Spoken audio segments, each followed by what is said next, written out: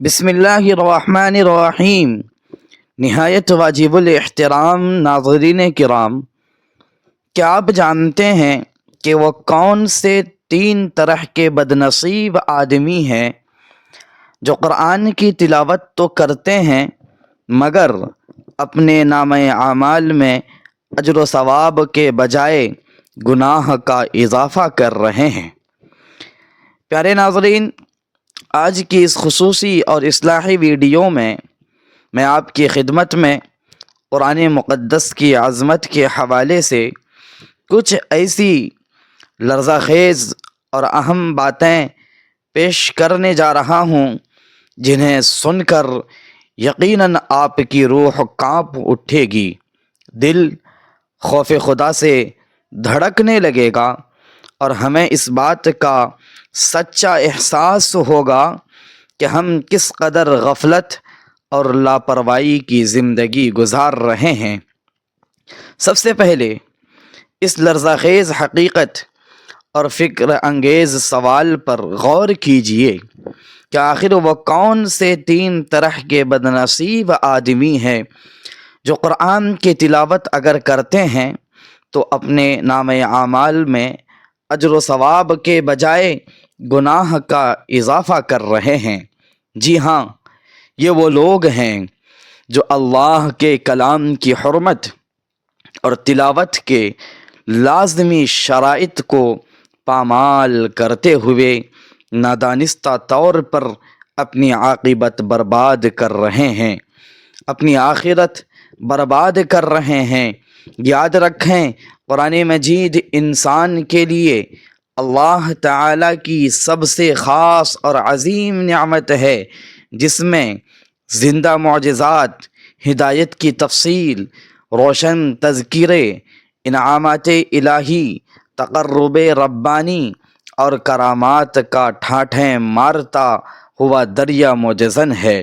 یہ کتاب ہر دور کے انسان کے لیے باعث رحمت، باعث برکت، موجب مغفرت اور ہدایت کاملہ کا سرچشمہ ہے۔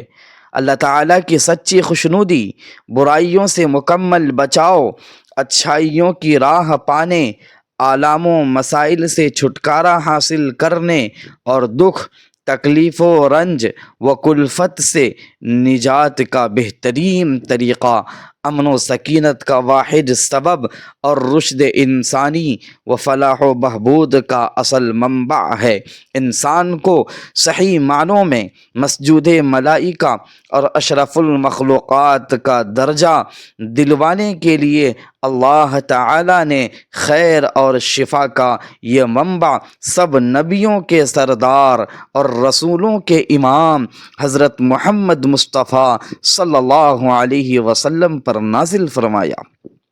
اس عظیم الشان کتاب کو تھامنے والوں کو سب امتوں سے افضل و برتر اور اس کے پڑھنے والوں کو تمام انسانوں سے بہتر قرار دیا گیا۔ یہ کتاب اللہ تعالیٰ کا حضرت انسان اور امت مسلمہ سے حد درجہ پیار اور الفت کا منہ بولتا ثبوت ہے۔ تمام انسانوں اور مسلمانوں کو چاہیے کہ وہ اس عظمت اور رفعت کے بے مثال مرقع کی کما حق ہو قدر کریں اور اپنا انگ انگ اس کے احکامات کے حوالے کر دیں، تبھی اس کی رحمت، برکات، مغفرت، ہدایت اور قرب الہی و انعامات ربانی کا حقیقی حصول ممکن ہے۔ قرآن مجید معبود حقیقی اور محبوب مطلوب کا کلام خاص ہے۔ محبوب کی تقریر اور تحریر کی کسی دل کھوئے ہوئے عاشق کے ہاں جو وقعت ہوتی ہے اور اس کے ساتھ جو رغبت و شیفتگی کا والہانہ معاملہ ہوتا ہے، ہمیں بھی وہی اختیار کرنا چاہیے۔ محترم ناظرین، کلام الہی محبوب اور حاکم دونوں کا کلام ہے، اس لیے تلاوت میں دونوں آداب کا خیال رکھنا چاہیے۔ قرآن کریم سراپا نور ہے جس کے ذریعے ابدی راہ نجات تلاش کی جاتی ہے۔ اس میں شفا ہے جس سے روحانی و جسمانی امراض سے کامل نجات ملتی ہے۔ پیارے ناظرین، یہاں انتہائی توجہ طلب بات یہ ہے کہ اس پاک کلام کو پڑھنے کے لیے کچھ کڑی شرائط ہیں جن کا تعلق ہماری جسمانی حالت اور طہارت سے ہے، اور یہی وہ مقامات ہیں جہاں کوتاہی برتنے والا گنہگار ہوتا ہے۔ خبردار، وہ 3 آدمی جنہیں تلاوت نہیں کرنی چاہیے یہ ہیں: نمبر 1، وہ شخص جو حالت جنابت یعنی غسل واجب ہونے کی صورت میں ہو، اس کے لیے قرآن مجید کی زبانی تلاوت کرنا بھی سخت گناہ اور ناجائز ہے۔ پیارے ناظرین، نمبر 2، وہ شخص، خاص طور پر خواتین جو مخصوص ایام یعنی حالت حیض و نفاس میں ہوں، ان کے لیے بھی تلاوت قرآن مکمل طور پر ممنوع ہے، ناجائز ہے، خواہ وہ زبانی پڑھی جائے یا دیکھ کر، کیونکہ حضرت ابن عمر رضی اللہ تعالی عنہما سے مروی ہے کہ نبی کریم صلی اللہ علیہ وسلم نے ارشاد فرمایا کہ حائضہ اور جنوبی قرآن سے کچھ نہ پڑھیں۔ نمبر 3، وہ شخص جو بغیر وضو کے قرآن مجید کو ہاتھ لگاتا ہے، ایسا کرنا بھی قطعی طور پر منع اور گناہ کا باعث ہے، جیسا کہ نبی کریم صلی اللہ علیہ وسلم نے حضرت عمر بن حزم کے ذریعے یمن کے رؤساء کو پیغام بھیجا تھا کہ قرآن کو صرف پاک انسان ہی ہاتھ لگائے۔ پیارے ناظرین، یاد رہے، بغیر وضو کے زبانی تلاوت تو جائز ہے، مگر چھونا، مگر اسے ہاتھ لگانا ہرگز جائز نہیں۔ تلاوت کے ظاہری آداب میں پہلا ادب مکمل پاکیزگی ہے۔ تلاوت کرتے وقت آدمی باوضو ہو کر ادب و احترام کے ساتھ قبلہ رخ بیٹھ کر تلاوت کرے۔ مقدار قرات کے سلسلے میں حضرت صلی اللہ علیہ وسلم کا ارشاد گرامی ہے کہ جس نے 3 دن سے کم میں قرآن ختم کیا، اس نے اسے صحیح سے سمجھا نہیں۔ ایک روایت کے مطابق نبی کریم صلی اللہ علیہ وسلم نے حضرت عبداللہ بن عمر رضی اللہ تعالی عنہما سے فرمایا کہ 7 دن میں ختم قرآن کیا کرو۔ معتدل مقدار یہ ہے کہ ہفتے میں 1 ختم ہو یا زیادہ سے زیادہ 3 دن میں 1 ختم۔ قرآن کو ٹھہر ٹھہر کر ترتیل سے، آہستہ سے پڑھنا مستحب ہے تاکہ تدبر و تفکر ہو سکے۔ حضرت ام سلمہ رضی اللہ تعالی عنہا فرماتی ہیں کہ نبی کریم صلی اللہ علیہ وسلم ایک ایک حرف کو واضح کر کے پڑھتے تھے۔ تلاوت کے دوران عذاب، قیامت اور سابقہ قوموں کی ہلاکت کی آیات پر غور کرے اور رونا مستحب ہے۔ حدیث کے مطابق قرآن پڑھو اور اگر نہ رو سکو تو رونے والی صورت بنا لو، دل پر غم طاری کرو اور اپنی کوتاہیوں پر نظر ڈالو، رحمت کی آیات پر دعا اور خوف کی آیات پر پناہ مانگو۔ دوران تلاوت آیات کے حقوق کی رعایت کرو، مثلا آیت سجدہ پر سجدہ کرو۔ تلاوت شروع کرتے وقت تعوذ و تسمیہ کا اہتمام کرو اور آواز اتنی رکھو کہ خود سن سکو۔ اگر ریاکاری کا ڈر نہ ہو تو بلند آواز سے افضل ہے، کیونکہ یہ دل کو بیدار کرتی ہے۔ پیارے ناظرین، خوبصورت آواز میں قرآن پڑھیں، لیکن حروف اتنے نہ کھینچیں کہ الفاظ بدل جائیں۔ حضرت اکرمہ رضی اللہ تعالی عنہ کلام پاک کھولتے تو اکثر بے ہوش ہو کر گر پڑتے اور فرماتے، ھذا کلام ربی، یہ میرے رب کا کلام ہے۔ اسے صرف ایک بندہ بن کر اپنے حقیقی آقا کا کلام سمجھ کر پڑھیں۔ مسواک اور وضو کے بعد یکسوئی کے ساتھ بیٹھ کر نہایت خشوع سے پڑھیں، گویا آپ اللہ کو کلام سنا رہے ہیں۔ دوران تلاوت کسی سے بات نہ کریں، اگر ضرورت ہو تو تلاوت بند کر کے ضرورت جو ہے پوری کریں اور پھر تعوذ پڑھ کر دوبارہ شروع کریں۔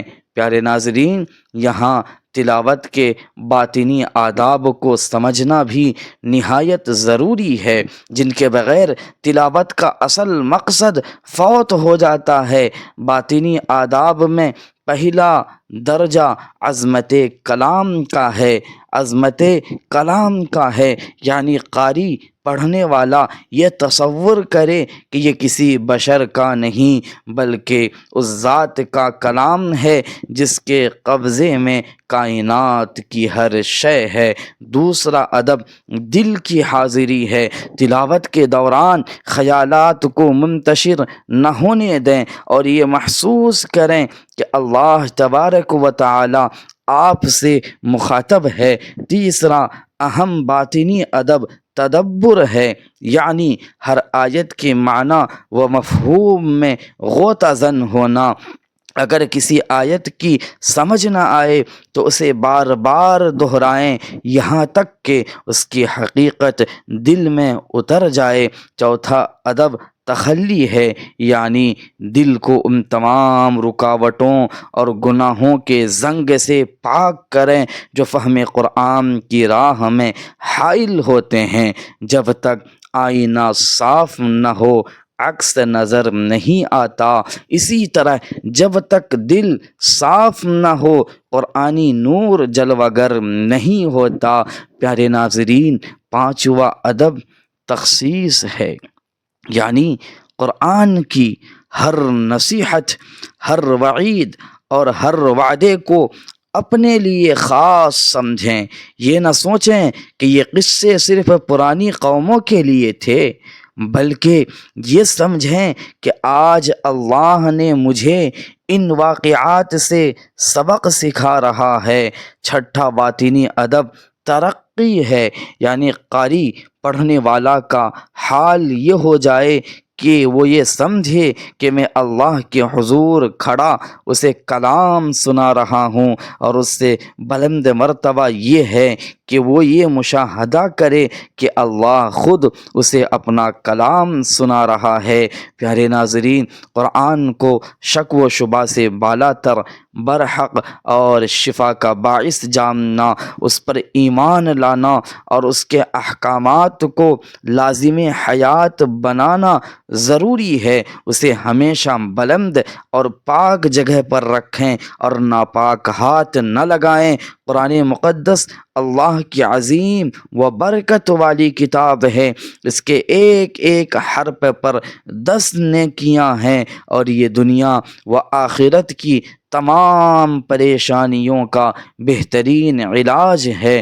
اللہ پاک ہم سب کو ان تمام ظاہری اور باطنی آداب پر عمل کی توفیق دے اور ہمارا خاتمہ ایمان پر فرمائے، آمین یا رب العالمین۔ ناظرین، کمنٹ باکس میں اللہ تعالیٰ کے 99 ناموں میں سے ایک نام ضرور ٹائپ کریں۔ ویڈیو اچھی لگے تو اسے لائک اور شیئر کریں اور چینل کو سبسکرائب کریں۔ اگلی ویڈیو تک کے لیے مجھے اجازت دیجیے۔ اللہ حافظ، والسلام علیکم ورحمۃ اللہ وبرکاتہ۔ ملتے ہیں اگلی ویڈیو کے ساتھ، تب تک کے لیے اپنا خیال رکھیے گا اور ہمیں دعاؤں میں یاد رکھیے گا۔